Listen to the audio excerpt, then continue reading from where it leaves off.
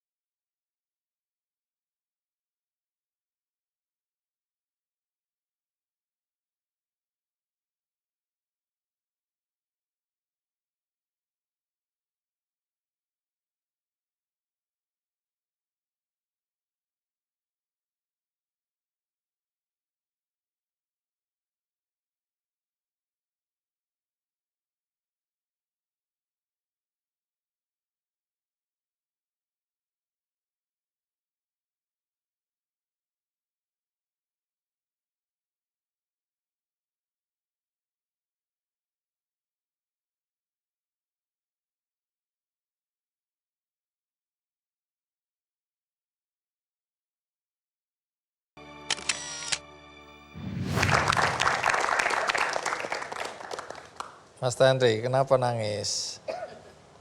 Apa yang terpikirkan atau teringat? Saya meminta maaf sama gendis karena pernah berupaya untuk bunuh diri itu. Apa yang terjadi waktu itu? Waktu itu saya sedang berdua di mobil dengan dia di jalan tol. Saya berpikir ya sudahlah, usai saja hidup kami kan. Saya nggak perlu memikirkan masa depan dia. Biarlah dosa dia dosanya saya yang tanggung gitu kan. Karena setiap orang tua pasti berpikir bahwa untuk tidak menyia-nyiakan anaknya gitu loh. Saya kemudian tersadar, satu pagi saya membaca kisah seorang Perdana Menteri Kanada, Joseph Elliott Trudeau. Ternyata kebesaran jiwa seorang ayah mampu menghantarkan anaknya juga jadi Perdana Menteri gitu loh. Seorang duda. Itu yang membuat Anda tergugah. Iya. Bahwa seorang ayah tunggal juga harus mampu bisa menghidupi anak-anaknya dan membuat anak-anaknya berhasil. Iya, dan kemudian juga saya melihat Planet Animal ya. Sebuah-buahnya binatang, hewan. Hampir nggak ada hewan yang memakan anaknya gitu. Sendiri. Itu yang kemudian Menyadarkan Anda. menyadarkan saya gitu bahwa Tuhan itu baik. Tuhan itu baik. Tapi kalau Tuhan baik, kenapa dia memisahkan Anda dengan ibunya Gendis? Apa yang membuat Anda berkesimpulan bahwa Tuhan itu baik? Mungkin jalannya dia untuk mendidik saya dan anak saya untuk punya daya juang. Karena ternyata, maaf nih saya juga memberikan apresiasi. Ternyata di dunia ini banyak anak yang sukses dari orang tua tunggal. Dan tadi kalau lihat videonya, nanti cerita ya, di tengah kesibukan Anda bekerja, ada kewajiban-kewajiban yang biasanya dilakukan oleh ibunya, yang harus Anda lakukan. Sekarang aja yang kayak begitu tuh tadi tuh. Waktu dia umur 2 tahun lebih mau ke 2 tahun, tadi ada saya Gendong pakai pakai sewek jarik gitu, gitu pakai kan. jarik. Saya suapin.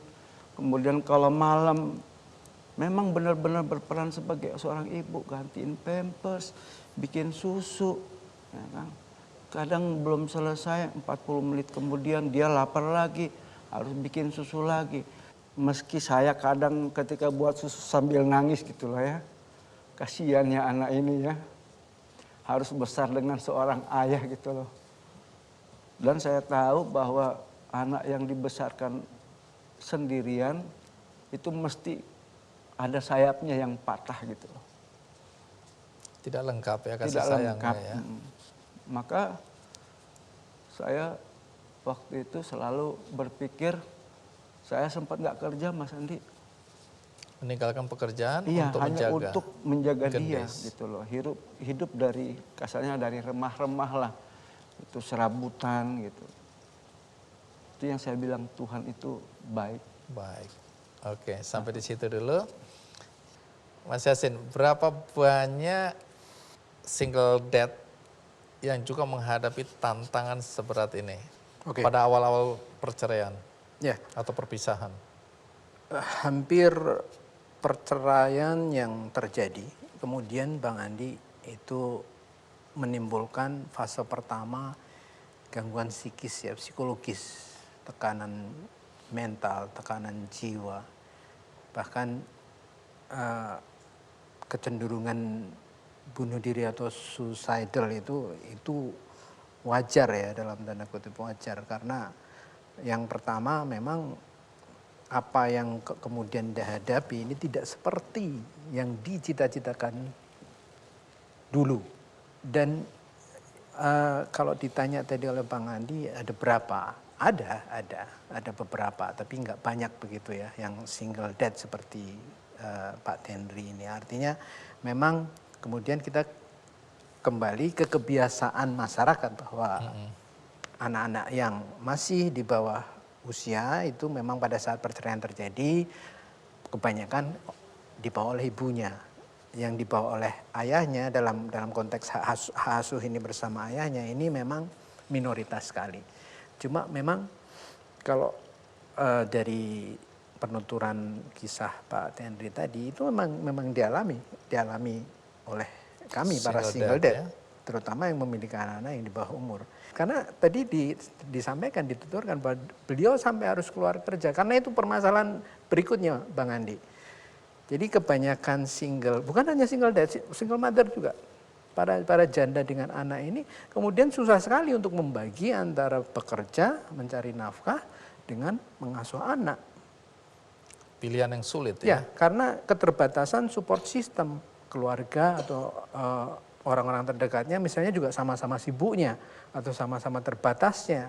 Baik, nanti kita akan lanjutkan lagi ya. Terutama bagaimana kemudian Mas Tenri ini mengatasi tekanan-tekanan tadi ya. Ini kan bukan tekanan ekonomi aja, karena Anda harus memilih antara mau bekerja, meninggalkan anak, atau menjaga anak dengan baik, meninggalkan pekerjaan. Tapi ada juga tekanan psikologis tadi ya. Kenapa anakku kok hanya diasuh oleh satu orang tua, kan harusnya sempurna kalau dua orang tua, ya dan seterusnya dan seterusnya. Kebetulan saya juga adalah anak dari orang tua yang berpisah. Jadi saya dari perspektif anak, kadang-kadang kan merasa orang tua memutuskan untuk berpisah tanpa minta pandangan anak. Dan anak disuruh memilih ke ayah atau ke ibu. Tapi untungnya, kalau mau dibilang untungnya, di ujung meninggalnya ayah dan ibu saya, mereka berusaha rujuk. Walaupun nggak lama, akhirnya ayah meninggal, terus kemudian ibu meninggal. Tapi paling tidak kenangan itu masih terekam oleh saya. Nah, saya nggak tahu nih anak-anak ini nanti bagaimana pandangan anak-anak ya. Dan kenapa Anda masih single dad? Kenapa nggak mencari pengganti? Paling tidak menggantikan ibunya Gendis untuk menjaga, menjadi teman dan seterusnya dan seterusnya. Nanti Anda ceritakan, tapi kita sekarang rehat jenak, ikuti terus Kick Andy.